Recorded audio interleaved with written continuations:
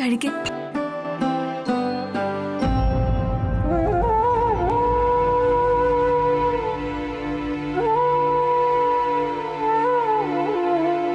മനു, എന്തു പറ്റി?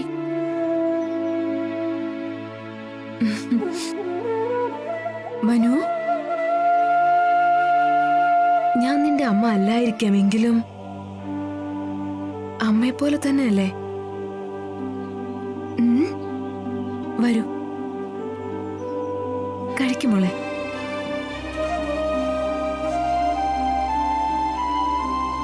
എനിക്കറിയാം മനു, നീ ഇപ്പോഴെന്താ ചിന്തിക്കുന്നതെന്ന്.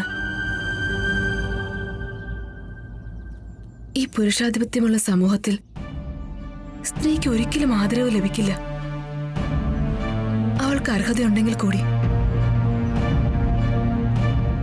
ധൈര്യപൂർവ്വം നീ അന്ന് ചെയ്ത ആ പ്രവൃത്തി അതേസമയം ഒരു പുരുഷനാണ് ചെയ്തിരുന്നുവെങ്കിൽ ഇന്ന് സമൂഹം അയാൾക്ക് ജയാരവം മുഴക്കുമായിരുന്നു. അയാളെ വാനോളം പുകഴ്ത്തിയനെ. പക്ഷെ നിന്നെ സാരമില്ല മനു. നിനക്കറിയാമോ മനു, ഈ ബിദൂറിലെ മുഴുവൻ സ്ത്രീകളും നിന്റെ ധൈര്യത്തെയും പരാക്രമത്തെയും കുറിച്ചാണ് പറയുന്നത്. നിന്റെ സാഹസവും പിന്നെ ആത്മബലവും നഷ്ടപ്പെടുത്തരുത് മനു. എനിക്കും എന്നെപ്പോലെയുള്ള ആയിരക്കണക്കിന് അമ്മമാർക്കും നിന്നെയോർത്ത് അഭിമാനമാണ്. അതുകൊണ്ട് സന്തോഷത്തോടെ പായസം കഴിക്ക്. ദാ മോളെ, കഴിക്ക്.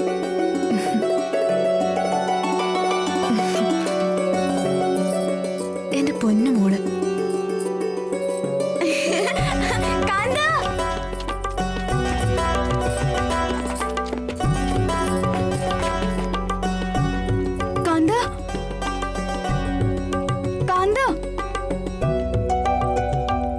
ഇവളിതെവിടെ പോയി? കാന്ത,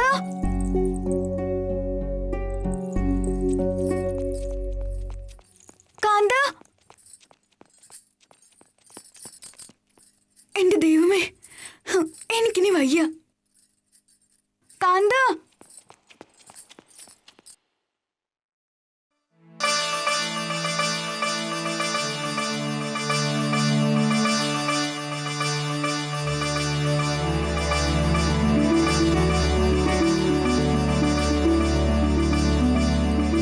എന്റെ ദൈവമേ, ഇത്രയും വലിയ കൊട്ടാരോ?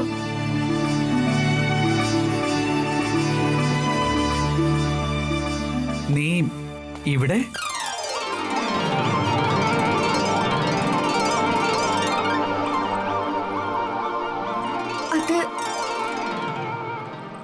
അത് പിന്നെ ഞാൻ കൊട്ടാരം തിരക്കി കാന്തേ. എന്താ? അല്ലല്ല, അത് പിന്നെ കാന്ത കൊട്ടാരത്തിനകത്ത് കയറി. അവൾ എന്നെ അന്വേഷിച്ചു വന്നു. അല്ലല്ല, ഞാൻ അവളെ അന്വേഷിച്ച് കൊട്ടാരത്തിൽ വന്നതാ. എന്റെ ദൈവമേ, എനിക്കിതെന്താ പറ്റിയേ? എന്നോട് ക്ഷമിച്ചാലും.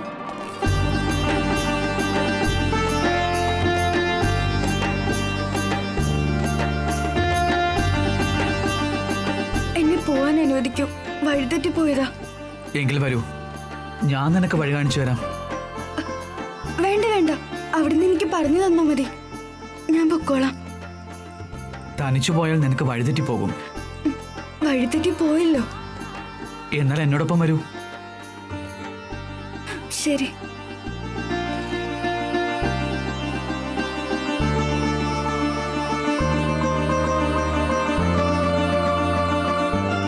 ഇത് എന്റെ അറയാണ്.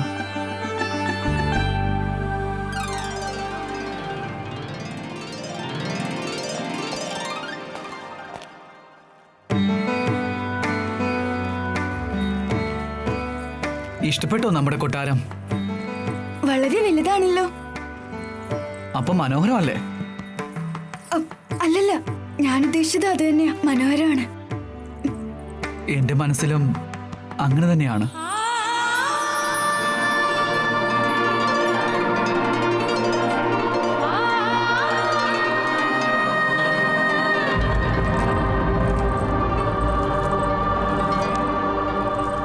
ഞാനാ ആ വരുന്നു അച്ഛാ. എന്താ അച്ഛാ? ഇന്ദുവിന്റെ മംഗളയാത്രയ്ക്കുള്ള സമയമായി. സായാഹ്നത്തിനുള്ളിൽ നിങ്ങൾ ശ്യാംറാവുവിന്റെ അരികിലെത്തണം. അങ്ങനെ ആട്ടെ അച്ഛാ. വരൂ, വേഗം വരൂ. സൂക്ഷിച്ചു വേണം എല്ലാ സാധനങ്ങളും വെക്കാൻ. ആ വരൂ വരൂ. ആ അവിടെ, ആ കുറച്ചിവിടെ. നാനാ,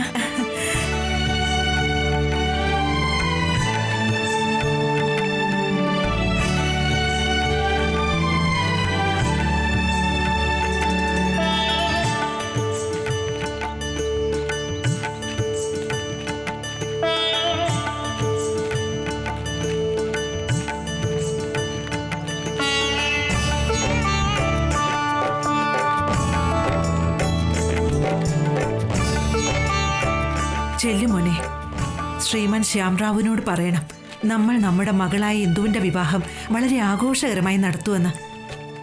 അങ്ങ് ദൂരദേശങ്ങളിലുള്ളവർ പോലും ഈ മംഗളകർമ്മം ഒരിക്കലും മറക്കില്ല.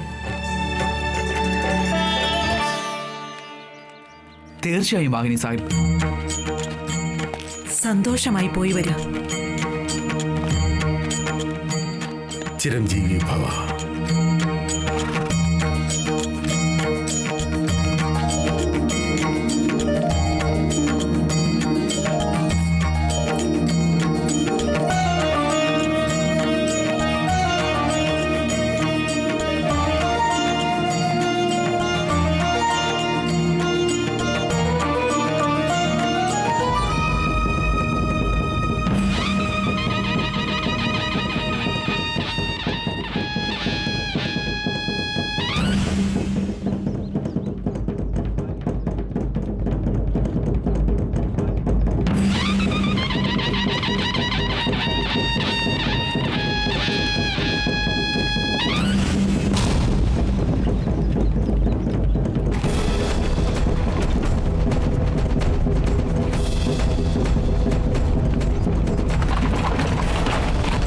നിർത്തൂ.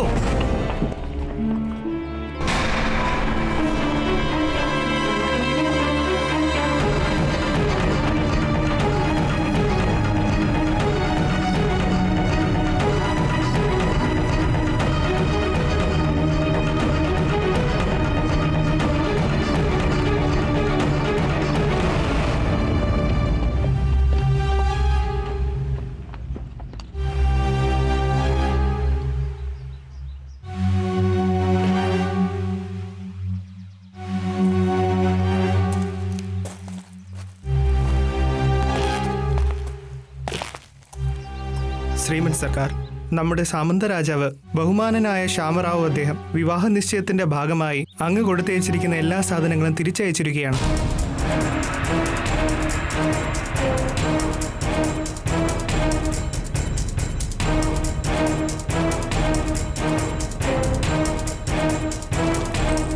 എന്തുകൊണ്ട്? മഹാരാജാവ് ശ്യാമറാവു അദ്ദേഹം അങ്ങയുടെ പുത്രിയായ ഇന്ദുവിനെ വിവാഹം കഴിക്കാൻ വിസമ്മതിച്ചിരിക്കുകയാണ്.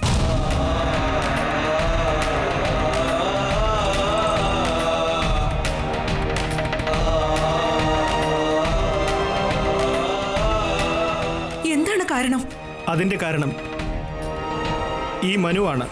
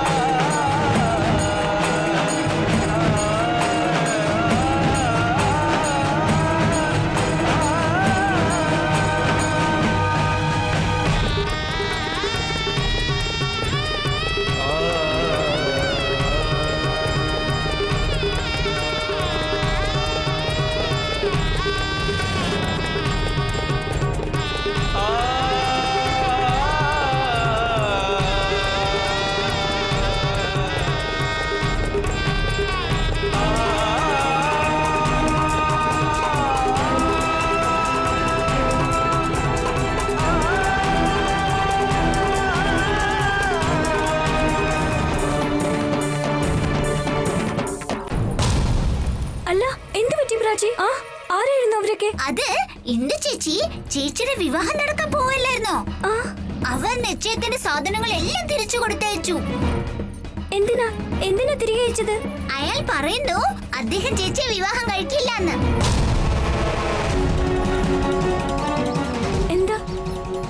എന്തുകൊണ്ട് നടക്കില്ല? അതൊന്നും എനിക്കറിയില്ല. പക്ഷെ അവർ പറയുന്നു മനു ചേച്ചി കാരണം ആ വിവാഹം നടക്കാത്തതെന്ന്. എന്താ? മനു കാരണോ?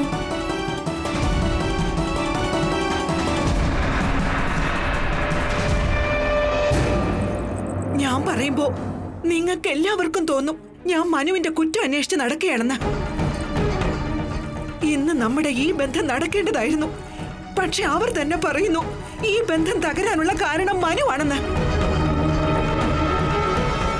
ഇപ്പോഴും നിങ്ങളുടെയൊക്കെ കണ്ണിൽ ഇരുട്ടാണോ? വാഹിനി സാഹിബ്, ഇങ്ങനെ കോപിക്കുന്നത് കൊണ്ട് മാത്രം പ്രശ്ന പരിഹാരം ഉണ്ടായില്ല.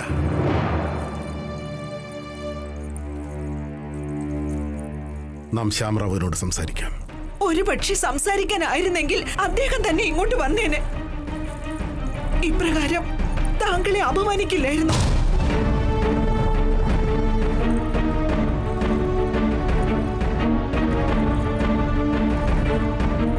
ഒന്ന് ചിന്തിച്ചു നോക്കൂ. ബിദൂരിൽ നിന്നും കാൺപൂർ വരെ ഇക്കാര്യം പരക്കുമ്പോ എന്തുമാത്രം നാണക്കേടുണ്ടാവും നമുക്ക്. നമ്മൾ ആരുടെ മുമ്പിൽ മുഖം കാണിക്കാൻ അർഹതയില്ലാത്തവരാകും. ഇത് സംഭവിച്ചത് ഇവൾ കാരണോ? ഇവൾ മാത്രമാണ് അതിന് കാരണം.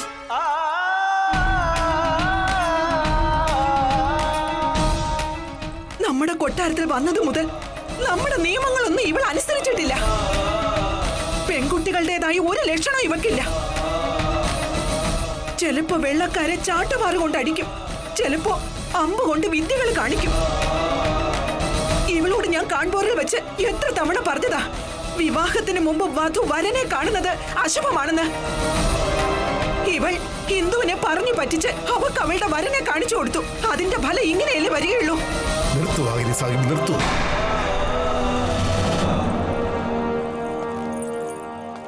ഈ വിഷയത്തെക്കുറിച്ച് പിന്നീട് സംസാരിച്ചാൽ പോരെ?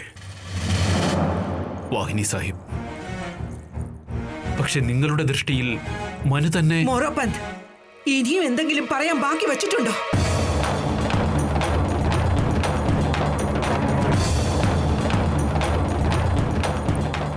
മനു, ഈ ബന്ധം തകരണം. അതല്ലേ നീ ആഗ്രഹിച്ചത്? അഭിഷേകനം ഉണ്ടാക്കാൻ വേണ്ടിയല്ലേ നീ എന്നെ കൊണ്ട് ഇതൊക്കെ ചെയ്യിപ്പിച്ചത്?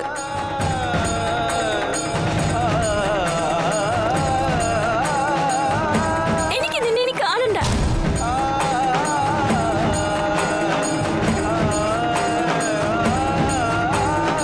മുത്തശ്ശി പറഞ്ഞതൊക്കെ സത്യ. നിന്റെ നിഴൽ കാണുന്നത് പോലെ അഭിഷേകന.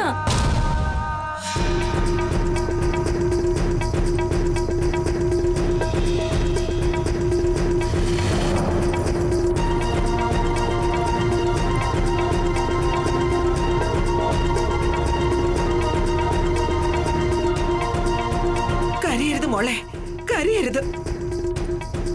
അർഹതയില്ലാത്തവരെ തലയിൽ കയറ്റി വച്ചാ ഇത് തന്നെയാകും ഫലം.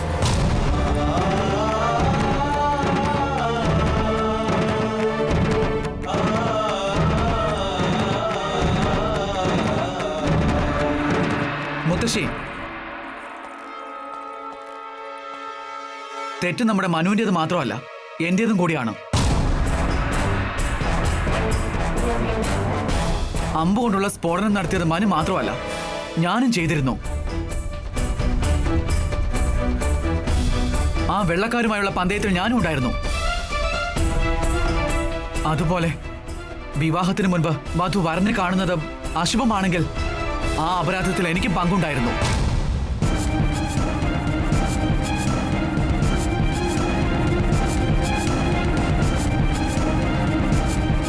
അതുകൊണ്ട് മുത്തശ്ശി, മനുവിന് മാത്രമല്ല, എനിക്കും ശിക്ഷ ലഭിക്കണം.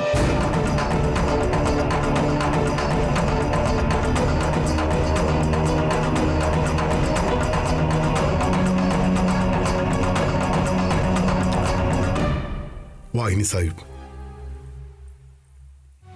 ഇന്ദുവിന്റെ ബന്ധം തകർന്നതിലുള്ള ദുഃഖം നിങ്ങൾക്ക് എത്രത്തോളം ഉണ്ടോ അതിനേക്കാൾ കൂടുതൽ നമുക്കുണ്ട്. പക്ഷേ എനിക്കൊന്നറിയാം, മനു നിരപരാധിയാണ്. കാരണം ഇതുവരെ എന്തൊക്കെ സംഭവിച്ചുവോ അതിന്റെ അടിസ്ഥാന കാരണം ഈ വെള്ളക്കാരാണ്. തങ്ങളുടെ അഹങ്കാരത്തെ ആരും വെല്ലുവിളിക്കുന്നവർക്ക് ഇഷ്ടമല്ല. അതും ഒരു പെൺകുട്ടി, ഒരു ഹിന്ദുസ്ഥാനി പെൺകുട്ടി.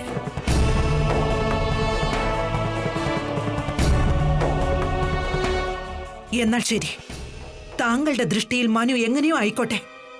പക്ഷെ എന്നെ സംബന്ധിച്ച് ഇപ്പോഴും ഇവൾ അശുദ്ധയാണ്.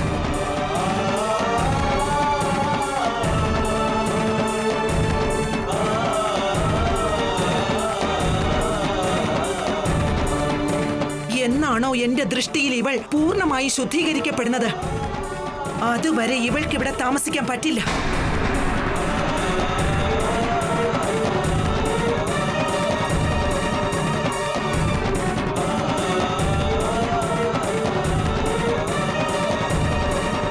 ഞാൻ അശുദ്ധയാണോ?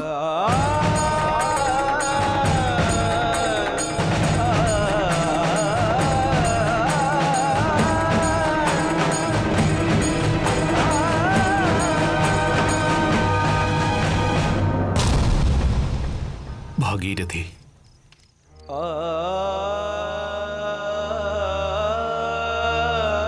ഇന്ന് നിന്റെ കുറവ് നന്നായിട്ട് അനുഭവിക്കുന്നു. നീ പോയതിനു ശേഷം ചിന്തിച്ചത് ഒരമ്മയുടെ സ്നേഹം നൽകി മനുവിനെ വളർത്താമെന്നായിരുന്നു. പക്ഷെ ഇപ്പോൾ അച്ഛന്റെ കടമ പോലും ചെയ്യുന്നില്ല.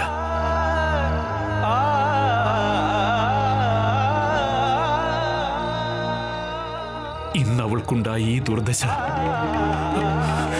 അതിന് കാരണം ഞാനാണ്.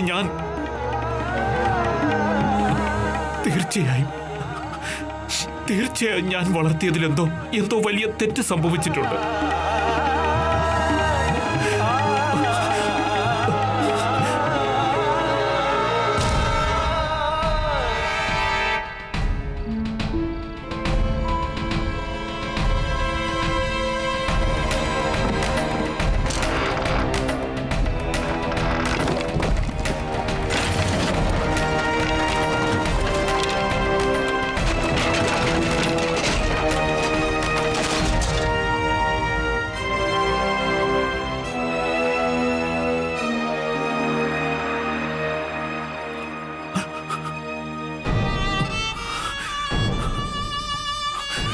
എന്നോട് ക്ഷമിക്കൂ ഭാഗീരഥി, എന്നോട് ക്ഷമിക്കൂ. നിനക്ക് തന്ന വാക്ക് എനിക്ക് പാലിക്കാൻ കഴിഞ്ഞില്ല. എന്നോട് ക്ഷമിക്കൂ.